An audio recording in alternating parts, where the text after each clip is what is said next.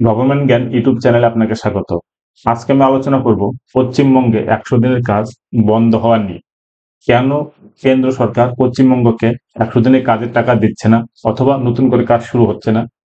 এছাড়া পশ্চিমবঙ্গ সরকারই বা কেন 100 দিনের টাকা কেন্দ্র থেকে আনতে পারছে না।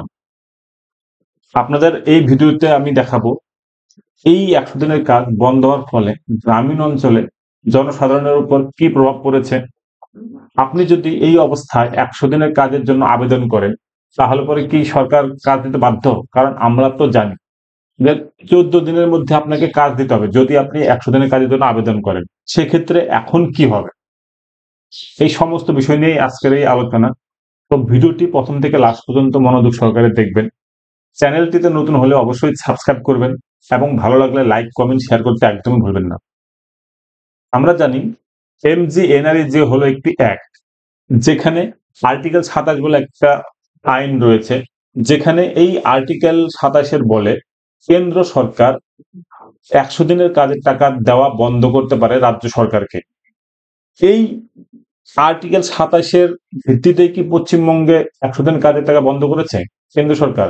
তো আজকে আমরা সেটা চলুন দেখে নিই বিস্তারিত হবে। এই আর্টিকেল 27 কেন ইম্পোজ করা হয়েছে আমাদের ওয়েস্ট বেঙ্গলে?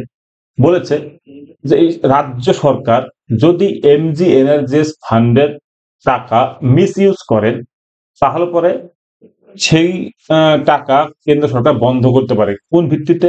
যে প্রপার ট্রান্সপারেন্সি এবং অ্যাকাউন্টেবিলিটি মেজারের উপর ভিত্তি করে, অথবা যদি আপনি এই যে প্রকল্পটি সেটি যদি সঠিকভাবে যদি ইমপ্লিমেন্টেশন না হয় গ্রামীণ লেভেলে, এর জন্য কিন্তু ministry of rural development article 27 বলে টাকা বন্ধ করে দিতে পারে। আর এই ডিসিশনটা নেওয়া হয় কিন্তু প্রপার ইনভেস্টিগেশন করার পরে। যখন অডিট আর ইনভেস্টিগেশন হয় তখন যদি তারা ভায়োলেশন কিছু দেখেন তখনই কিন্তু এই আর্টিকেল 27টা ইম্পোজ করা হয়। এই আর্টিকেল 27 ইম্পোজ করার ফলে পশ্চিমবঙ্গে কি ইম্প্যাক্ট হয়েছে? যখন এই টাকা বন্ধ করে দেওয়া হলো তখন এটার মানে হলো গিয়ে কোনো কাজ হচ্ছে না, অর্থাৎ কোনো নতুন করে স্যাংশন হচ্ছে না কোনো প্রকল্পের। যারা শ্রমিক রয়েছেন তারা টাকা যেরকম পাচ্ছেন না যেগুলো কাজ করেছেন, তাছাড়া নতুন করে তারা কোনো কাজ করতেও পারবে না। এবার আমরা জানি যে এটা একটা যেহেতু অ্যাক্ট, এবং এই অ্যাক্টের মধ্যে বলা আছে যদি কোনো জব কার্ড হোল্ডার গ্রাম পঞ্চায়েত বা ব্লকে গিয়ে 100 দিনের কাজের জন্য আবেদন করেন তাহলে পরে তাকে উইদিন 15 ডেজ, অর্থাৎ কাজ চাওয়ার 15 ডেজের মধ্যে সেই জব কার্ড হোল্ডারকে কাজ দিতে হবে। না হলে পরে তাকে কম্পেনসেশন দিতে হয়, অর্থাৎ আনএমপ্লয়মেন্ট অ্যালাউন্স তাকে দিতে হয়। এবার কারেন্ট সিচুয়েশন কি আমাদের পশ্চিমবঙ্গে? যেহেতু 100 দিনের কাজ বন্ধ, সেন্ট্রাল গভর্নমেন্ট কোনো টাকা দিচ্ছে না, তো সেই ক্ষেত্রে এখন আবেদন করলে পরেও রাজ্য সরকার কিন্তু আপনাকে কাজ দিতে পারবে না। তো সেই জন্য আপনার এখানে একটা মানে ক্লিয়ারিটি নেই যে এখন যদি কেউ কাজের জন্য আবেদন করেন সেক্ষেত্রে কি হতে পারে, সে কি আনএমপ্লয়মেন্ট অ্যালাউন্স যেটা সেটা কি পাবে? এটা কিন্তু আমাদের কাছেও কোশ্চেন। এবার এই আর্টিকেল 27 ইম্পোজ হওয়ার ফলে গ্রামীণ জনজীবনে বিশাল প্রভাব পড়েছে জীবিকা এবং অর্থনীতির উপর। আমরা জানি লক্ষাধিক গ্রামের মানুষ ভীষণ সংকটে পড়েছেন এই 100 দিনের কাজ বন্ধ হওয়ার ফলে। এই প্রকল্পটি গ্রামীণ দরিদ্র পরিবারগুলিকে 100 দিনের মজুরি সহায়তা প্রদান করত, যা বর্তমানে পুরোপুরি একদম বন্ধ হয়ে গেছে। এর ফলে তৈরি হয়েছে তীব্র আর্থিক এবং সামাজিক সংকট। 100 দিনের কাজ বন্ধ থাকায় বহু মানুষ রাজ্যের বাইরে রাজ্যগুলিতে বা শহরাঞ্চলে পরিযায়ী শ্রমিক হিসেবে কাজ করতে বাধ্য হচ্ছেন। এইভাবে পরিবার থেকে বিচ্ছিন্ন হয়ে কাজ করতে গিয়ে তারা নানা প্রতিকূলতার সম্মুখীন হচ্ছেন। অনেক পরিযায়ী শ্রমিক কম মজুরিতে এবং ঝুঁকিপূর্ণ কাজ করতে বাধ্য হচ্ছেন, যেখানে MGNREGA এর মতো সরকারি সুরক্ষা নেই। রিপোর্ট অনুযায়ী পশ্চিমবঙ্গের বহু গ্রামীণ পরিবার ইতিমধ্যেই উত্তরপ্রদেশ, কেরালা, মহারাষ্ট্র এবং দিল্লির মতো রাজ্যে পরিযায়ী শ্রমিক হয়ে চলে গিয়েছেন। পশ্চিমবঙ্গের জঙ্গল মহল অঞ্চলে যেখানে ST পরিবারগুলো থাকে, তো তাদের ক্ষেত্রে আমরা জানি নর্মালি 100 দিন কাজ দেওয়ার প্রভিশন রয়েছে, কিন্তু এই আদিবাসী অঞ্চলগুলোতে 150 দিন করে কাজ দেওয়া হয়। এই 100 দিনের কাজ বন্ধ হওয়ার ফলে তাদের জীবিকার উপরও প্রচুর প্রভাব পড়েছে।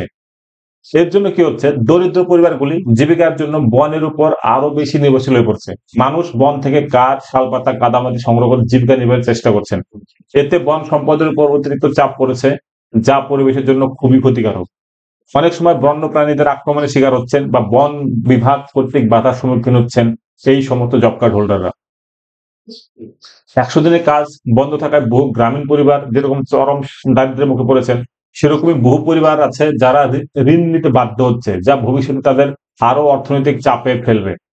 অনেকে সোনার গয়না বা বাড়ির গবাদি পশু বিক্রি করে চলার চেষ্টা করছেন। কিছু এলাকায় আর্থিক সংকটের কারণে পারিবারিক ও সামাজিক অশান্তি বেড়েছে। আমরা জানি পশ্চিমবঙ্গের জলপাইগুড়ি, পুরুলিয়া, বাঁকুড়া, পশ্চিম মেদিনীপুর এর মতন আদিবাসী অধ্যুষিত অঞ্চলে 100 দিনের কাজের উপর নির্ভরশীল বহু পরিবার রয়েছে। এই সম্প্রদায়গুলো অন্য কোনো কর্মসংস্থানের সুযোগ কম পায়, তাদের উপর প্রভাব পড়েছে সবচেয়ে বেশি।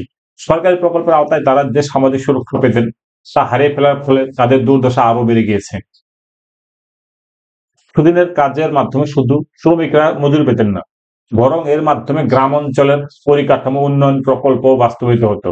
আমরা জানি এই 100 দিনের কাজের মাধ্যমে রাস্তা, পুকুর খনন, জল সংরক্ষণ, কৃষি জমির উন্নয়ন এসব কাজ বন্ধ হওয়ায় গ্রামীণ অর্থনীতি ও কৃষি ব্যবস্থা ক্ষতিগ্রস্ত হয়েছে।